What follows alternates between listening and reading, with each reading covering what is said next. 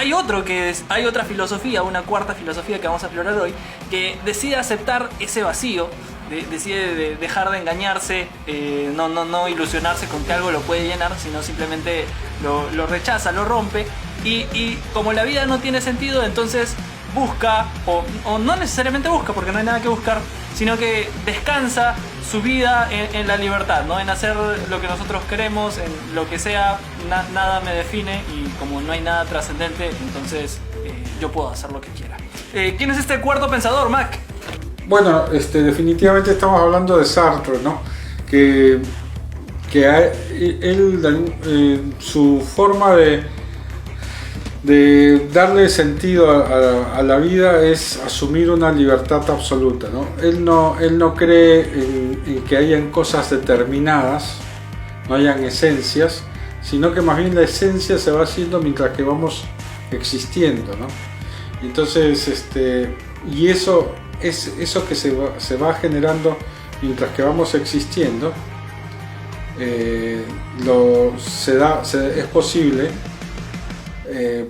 por la libertad. Por eso no hay esencias idénticas, como así pretende otras formas de pensamiento, ¿no?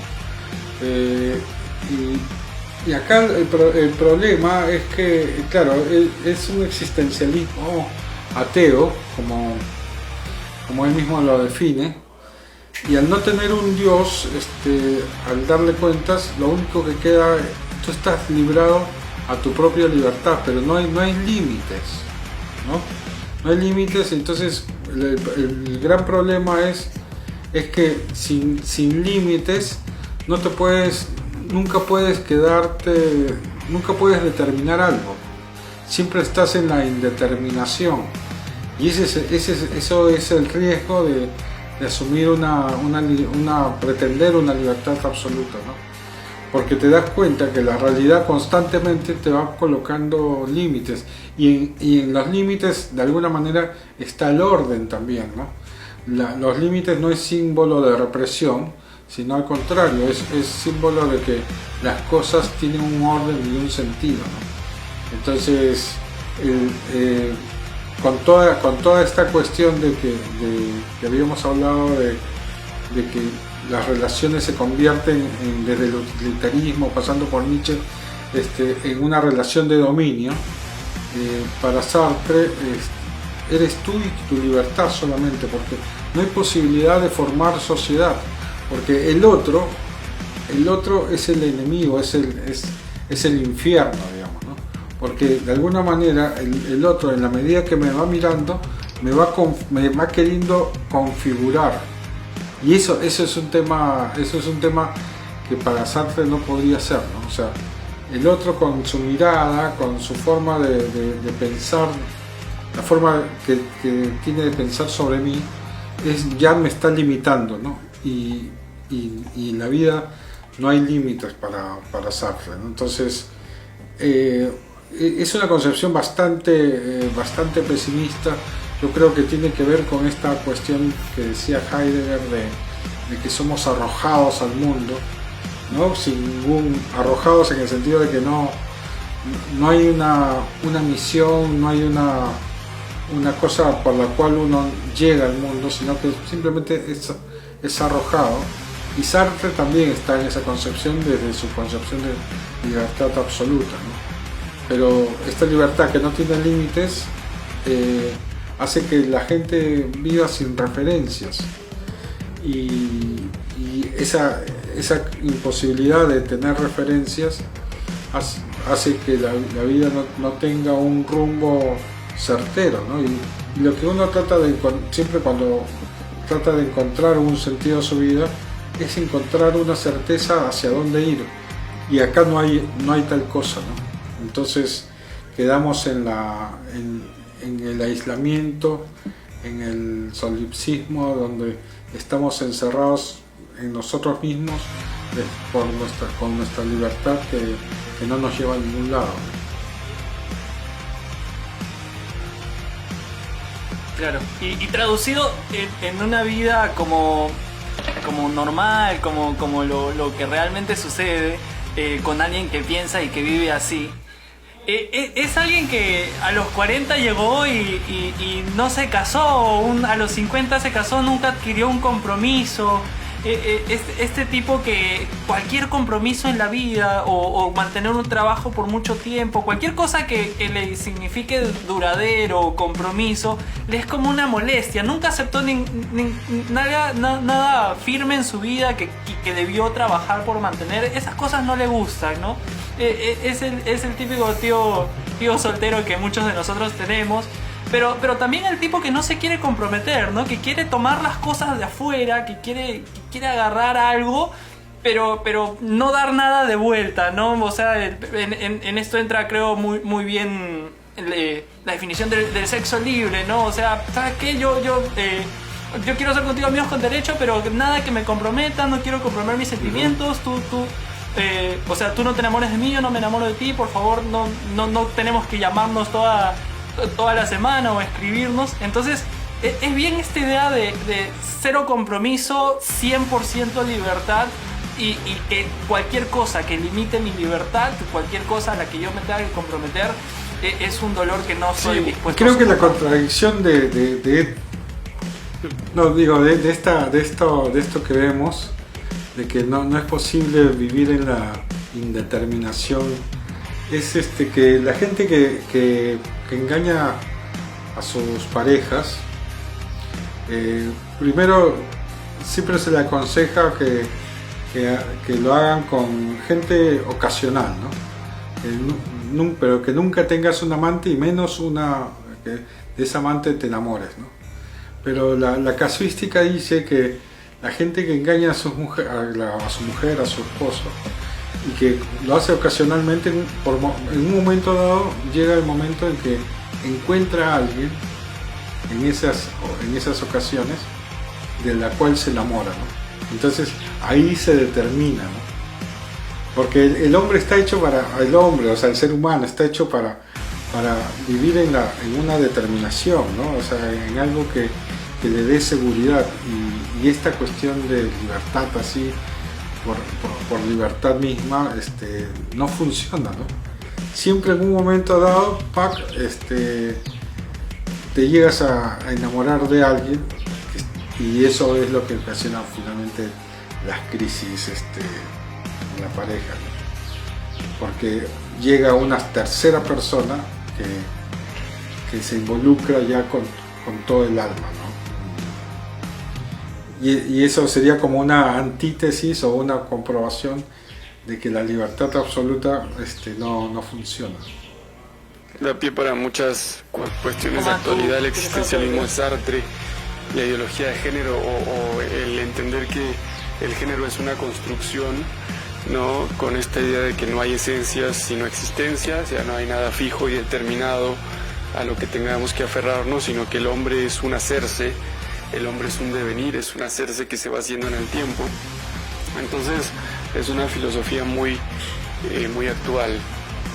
Claro. Y creo que una última característica de este tipo es un tipo que vive en general resentido con su entorno, ¿no? Todo aquello que lo quiere comprometer, que lo quiere como definir o darle ciertas reglas en su vida, vive resentido, simplemente prefiere alejarlo, prefiere todo lo que quiere, prefiere alejarlo, vivir lejos de familia, vivir lejos de sus amigos, y prefiere no tomar eso, ¿no? Es un tipo también como arisco, alejado de las personas, como que entre comillas puede llegar a querer, porque en realidad no llega a formar, en pos de su libertad, nunca llega a formar relaciones como de cariño verdadero hacia algo, ¿no? Entonces, esta es una cuarta filosofía de vida, muchos de ustedes pueden haberla visto de repente, y una quinta. Bueno, esta cuarta descansaba en el hecho de aceptar un vacío y abrazar únicamente la libertad, pero de alguna forma continuar viviendo,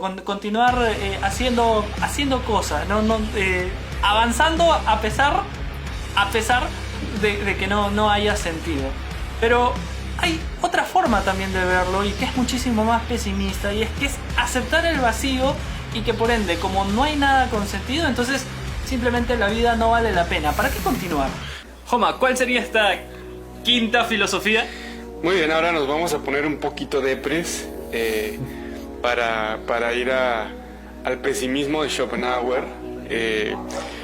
Schopenhauer es un pensador del siglo XIX y lo que propone Schopenhauer es la idea de que somos esclavos de una voluntad ciega que quiere a pesar nuestro, digamos. Esa es la parte, el fundamento de esta forma de vida o esta filosofía de vida. Es decir, estamos como condenados a una especie de fatalismo o de necesidad en el cual nuestras acciones ni siquiera sabemos por qué las hacemos. Esta idea de que en definitiva queremos conseguir algo, una vez que lo conseguimos ya no nos satisface. Entonces es como en este pensamiento está esa gente que cree que realmente que la felicidad no existe, no es posible, porque siempre que se consigue algo se quiere después otra cosa, pero nunca estamos satisfechos, siempre estamos como con ese deseo siempre inconcluso.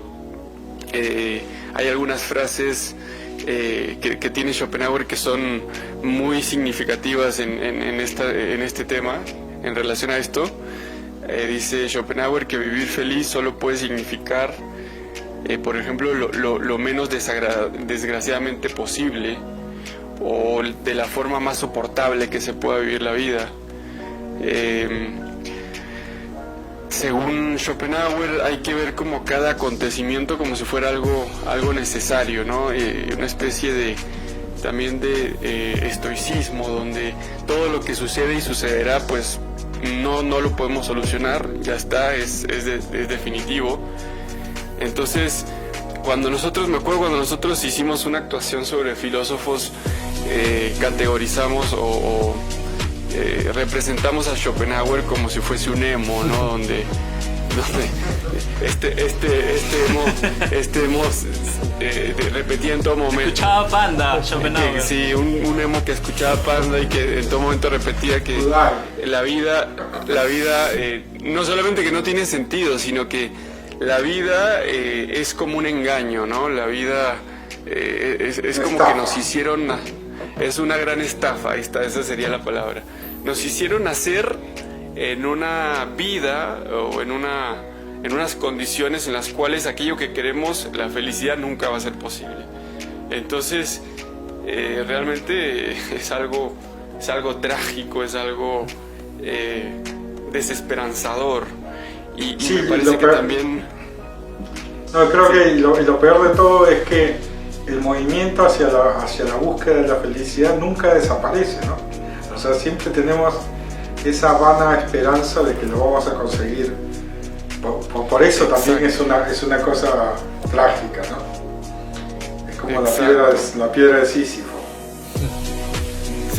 Pero, y aparte, él reconocía en esto, precisamente en ese deseo inapagable de conseguir la felicidad, como estaba convencido de que no se podía conseguir nunca. Para él la vida era total sufrimiento, ¿no? O sea, era un dolor vivir, ¿no?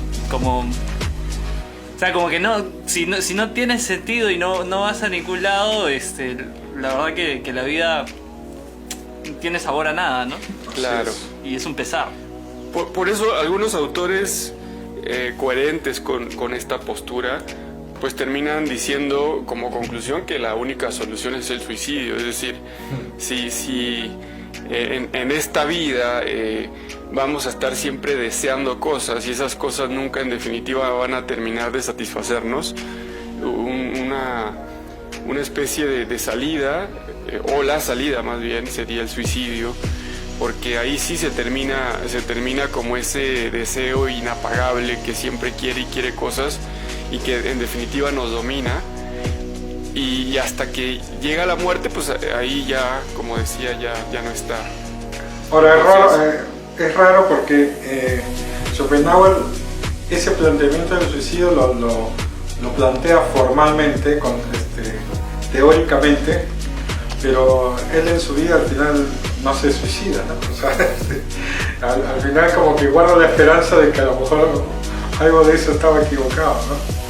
No sé, porque si realmente ya lo tenía tan claro teóricamente, que la única forma de darle revancha al destino es suicidándose, él nunca lo hizo. ¿Sabes? o tenía todavía su esperanza de que eso podía cambiar, o era un cobarde, ¿no? Claro. No era totalmente coherente con sus ideas, ¿no? Ajá, sí. Pero sí lo planteó, teóricamente sí lo plantea como la única salida, ¿no? O sea, no es... Yo creo que específicamente este pensamiento de Schopenhauer es inevitable a la edad de los 13, 14, 15 años, donde recién estás descubriendo el mundo y entras en la adolescencia. Creo que es un proceso inevitable entrar en este pensamiento de Schopenhauer, medio depresivo. Te comienza a gustar vestir de negro, comienzas a escuchar por primera vez metal y cosas así. Creo que es una etapa de todos a la que no nos podemos sentir ajenos, en la que el Schopenhauer que llevamos dentro nos inunda por momentos, ¿no?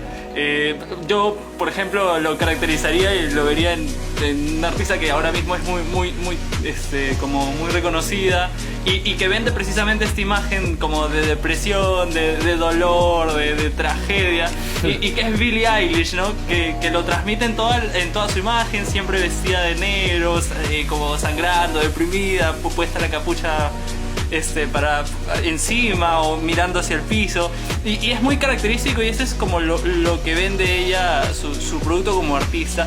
Pero no solo es la imagen, sino es incluso su música, porque si uno comienza a ver exactamente los patrones musicales en los que ella va utilizando, es una voz siempre como apagada, baja, que te va susurrando las cosas, ¿no? Como carente de energía, pero es todo lo que ella es la representación artística de Schopenhauer. Y quizás el Schopenhauer empoderado es Marilyn Manson.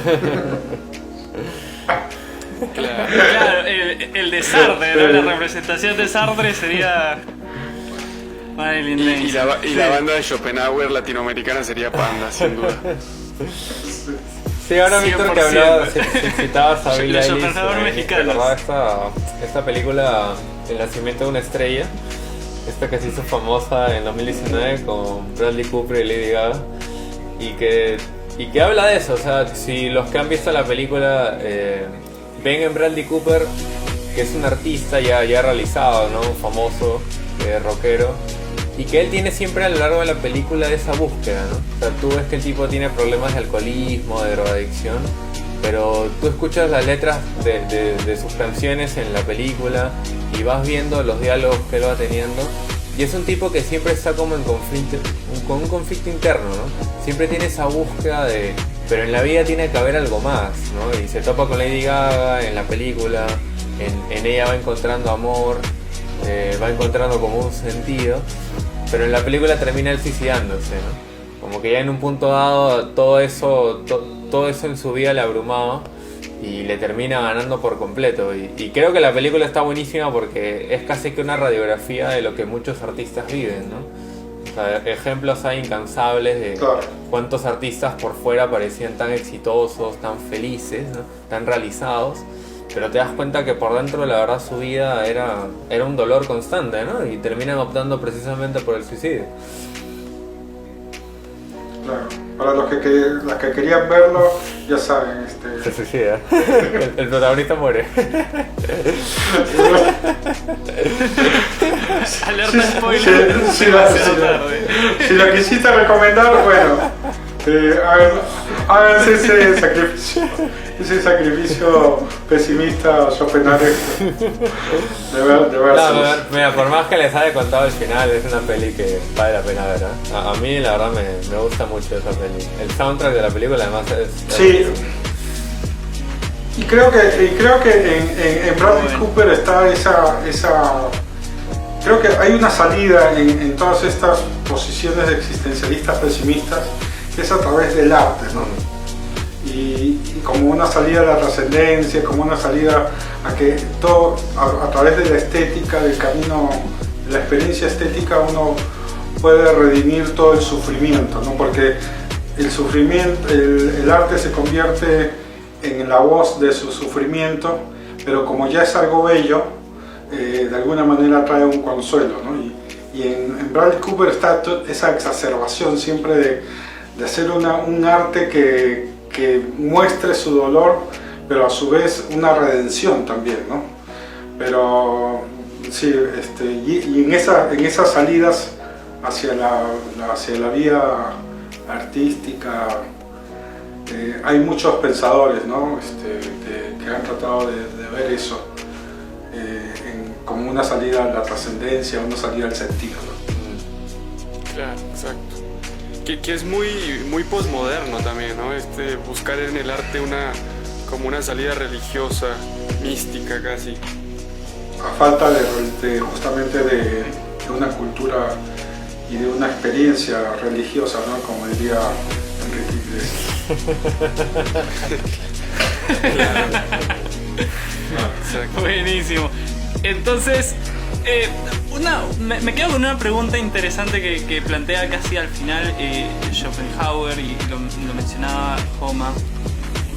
Si la vida no tiene sentido, si no vale la pena, entonces, ¿por qué no me mato, no? Es una pregunta que de alguna forma no queremos que retumbe tanto en su conciencia, pero sí que la planteen y se la hagan, ¿no? Entonces hay un condicional importante, ¿no? Si no hay un sentido trascendente, si realmente no podemos buscarla, si podemos buscar la felicidad pero no la podemos encontrar, entonces no vale la pena vivir. Y este condicional, hay una sexta filosofía que lo explora y que le da la razón, pero que sin embargo le da totalmente la vuelta. Si no hay sentido trascendente, no vale la pena vivir. Pero, ¿qué pasa si es que sí hay sentido trascendente? Si es que aceptamos que se puede ser feliz y que esa felicidad se pueda alcanzar.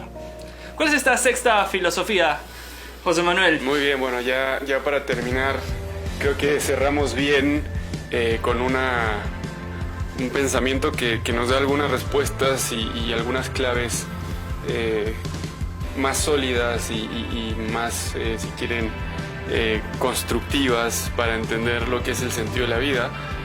Esta sexta postura le podemos llamar realismo, le podemos llamar personalismo, pero básicamente es la corriente que viene desde Sócrates, Platón, sobre todo Aristóteles, y que atraviesa la Edad Media. Pensadores, básicamente nos vamos a centrar en Agustín, San Agustín y Santo Tomás de Aquino, que a diferencia de lo que muchos piensan, no son para nada pensadores reduccionistas, más bien ellos dialogan, hoy hablábamos con Héctor, dialogan con su tiempo, dialogan con autores que no piensan igual que ellos, entonces tratan de integrar y tratan de sacar las semillas de verdad que ven en distintos autores y en distintas tradiciones. Pero bueno, son varios autores. Voy a tratar de hacer una síntesis de esta postura. Pero para esta corriente realista, personalista, plantea que la felicidad, el sentido de la vida, consiste en perseguir aquello que es lo más natural a nuestra propia naturaleza. Es decir, antes de ir afuera, antes de buscar en un montón de lugares, primero pensemos, indaguemos nuestra propia naturaleza para ver qué es aquello que es lo más propio o qué es aquello que necesita nuestra naturaleza. Entonces, y en este sentido, bueno, Aristóteles hace todo un camino argumentativo muy interesante. Si los placeres, como habíamos hablado en el hedonismo, serían el sentido o serían la finalidad del hombre, realmente demuestra que no, porque no podemos reducir las facultades y las potencias que tenemos todos los seres humanos a los placeres, porque seríamos simplemente como animales que nos dejamos llevar por lo instintivo. Tampoco el honor, la fama. No voy a detenerme en desarrollar todo el argumento, la riqueza. Entonces Aristóteles encuentra que hay algo propio del ser humano que no está en los animales, que es la inteligencia y que es la voluntad. Entonces, estas dos potencias que no se pueden separar, digamos, en su estado, en un estado exacto, las separamos solamente para distinguir lo propio de cada una, pero digamos, todos tenemos inteligencia, todos tenemos voluntad. La inteligencia busca la verdad, ¿no? Un profesor decía, la inteligencia busca la verdad, así como cuando tenemos hambre buscamos una hamburguesa, es su alimento, digamos. Por eso cuando nos engañan, nos mienten, nos esconden la verdad, nos molestamos porque nosotros anhelamos la verdad. Hay una película, y en esto me voy a meter en lo de Tanki, en la sección de Tanki, hay una película muy, muy buena que se llama Into the Wild, o Rutas Salvajes fue también la traducción. El director, creo que es la primera película de Sean Penn, donde se desarrolla la vida de Christopher Johnson McCandless, que es un muchacho que una vez que termina la universidad quiere irse mochilero a Alaska, quiere vivir en la naturaleza, quiere alejarse de la sociedad porque la consideraba mala, como Rousseau. Pero en realidad su búsqueda era porque él no se sentía valorado y porque su papá siempre escondió que tenía otra familia. Entonces, en un momento cuando llega con una mujer que se vuelve amigo de un grupo de hippies, él dice, oye, pero vuelve a tu casa, tus papás deben estar preocupados. Además, pues quizá no te va a alcanzar el dinero y qué sé yo. Y él le dice una frase, dice, antes que el dinero, antes que la fama, antes que cualquier cosa, yo quiero la verdad. Así como diciendo, la búsqueda que él tenía era porque quería algo auténtico, algo verdadero. Entonces, esto es algo que cualquier hombre en cualquier época tiene, ese deseo de verdad, ese deseo de bondad, ese anhelo en definitiva de felicidad, es propio de la naturaleza humana, no se puede borrar. Por eso Schopenhauer veía bien que tenemos un deseo constante de felicidad. Pero a diferencia de Schopenhauer, acá sí existe el objeto que se busca, es decir, el intelecto está en nosotros porque existe la verdad, podemos llegar a encontrar la verdad. Y la verdad en sentido lógico, si quieren en sentido existencial, y la voluntad, exacto, la verdad de su propia existencia, y la voluntad que quiere el bien, es decir, podemos ir eligiendo cosas buenas y esas cosas buenas nos dan cierta satisfacción, nos dan cierta plenitud. Entonces, estas dos potencias, si no están alimentadas con lo que necesitan, se pueden ir pudriendo, se pueden ir paralizando, se pueden ir pues quedando sin encontrar ese alimento y al final terminar decepcionados de la vida, decepcionados de lo que hacemos porque no hemos apuntado el blanco, como decía Aristóteles. Entonces está claro en esta postura que todo esto, toda esta búsqueda tiene que ver también con algo que si nosotros nos quedamos en nuestra pura existencia, digamos, si nosotros no vemos más arriba, si nuestra vida no tiene cierta trascendencia, no puede haber felicidad. ¿En qué sentido? A ver, si el bien, la verdad, la bondad, la belleza implican de alguna forma salir de uno, buscar algo más, ir más allá. O sea, si uno se queda solamente en su propio egoísmo, si uno se queda solamente mirándose a uno mismo, si uno no tiene la capacidad de ver más allá, y acá ya nos abrimos, por ejemplo, también a la experiencia de Dios. Es decir, si nosotros queremos entender que lo bueno, lo verdadero se reduce solamente a lo material, no, en realidad entender que el hombre busca el bien, la verdad y la belleza y todo lo que tiene algo de bondad, pues eso en realidad en grado perfecto están solamente en Dios.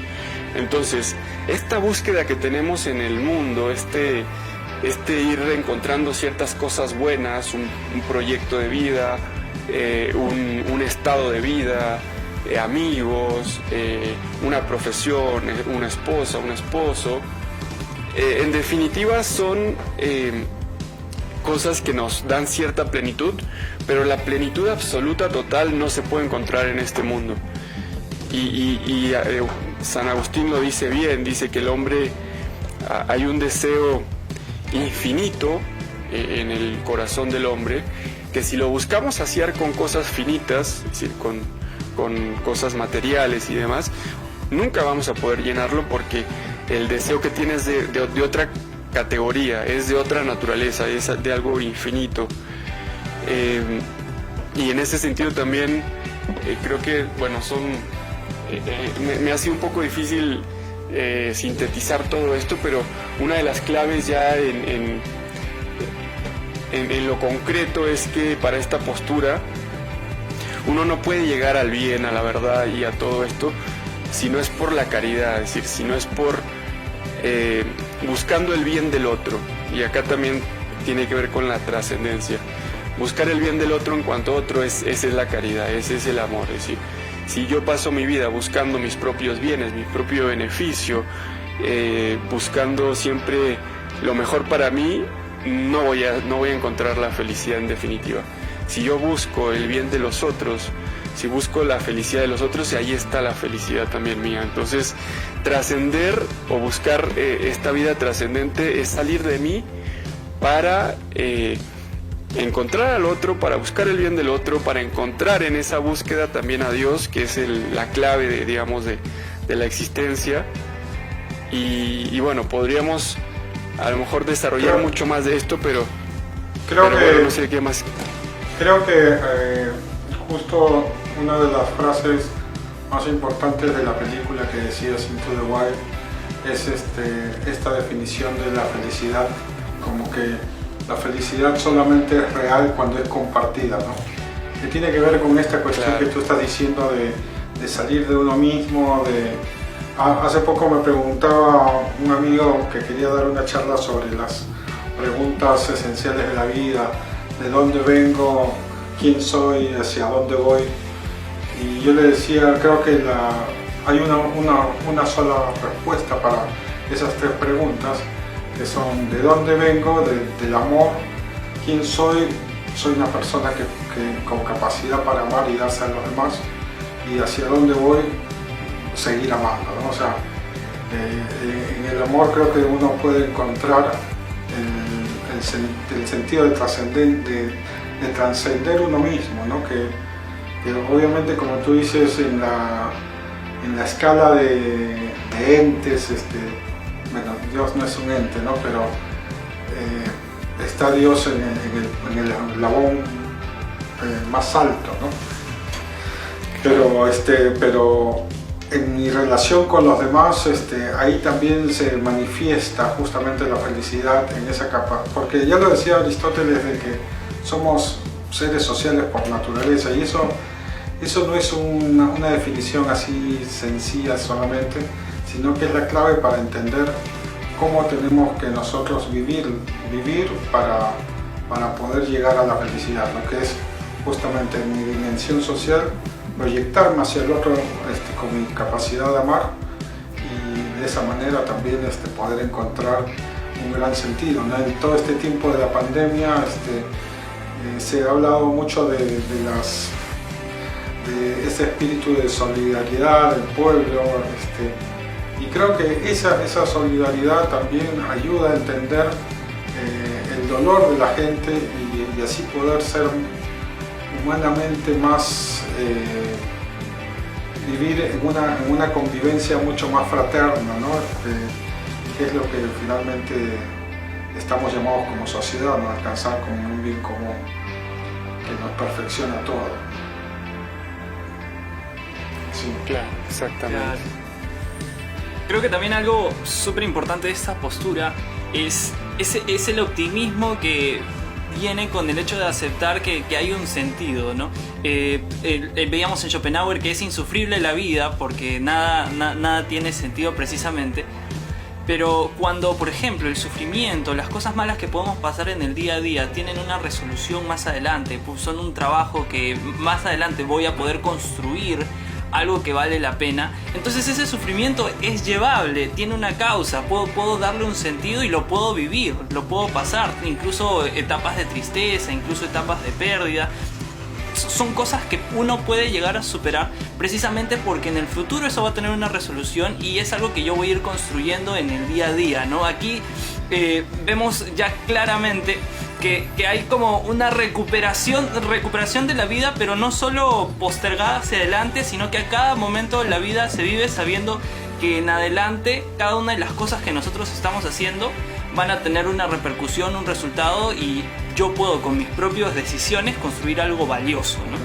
Y esto definitivamente te llena de felicidad, ¿no? De comprensión. Eso es totalmente otra mirada de la vida que las anteriores que ya veníamos viendo, ¿no? Claro. Sí. Exactamente. Sí, una visión. Sí, lo que conversábamos me traía a la memoria todo el testimonio de Desmond Doss en esta película Hasta el último hombre. Y es que en toda la peli ves muy marcado cómo él va, precisamente a raíz de que él va descubriendo su sentido, que era servir en la guerra, pero sin armas. Ese era su llamado.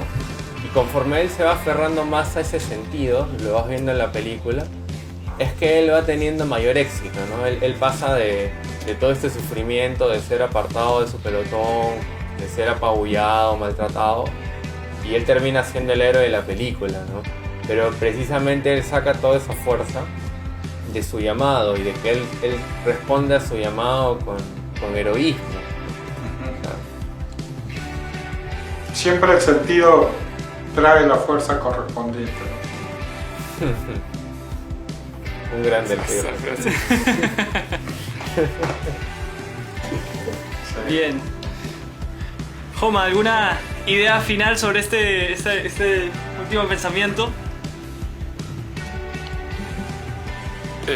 Como decía Tanqui, es algo que no por seguir esta línea y entender que Dios existe y que nuestra existencia tiene un fin trascendente y que tenemos que amar a los demás, todo es sencillo y fácil, no. Es un camino también de aprendizaje. Justamente esta postura plantea mucho la importancia de la educación, de la formación, porque si no formamos nuestra inteligencia, nuestra voluntad, pues no podemos perfeccionarnos, no podemos planificarnos. Entonces es necesario todo un aprendizaje, es necesario la educación, y no siempre va a haber cosas sencillas, hay momentos complicados, pero cuando hay sentido, como decía Mac, pues está la fuerza como para seguir y para lograr lo que uno se proponga, para al final de la vida decir como una frase de San Pablo que me gusta mucho, que bueno, al final de la vida peleé el combate, luché lo que me tocó, entonces me espera solamente la corona.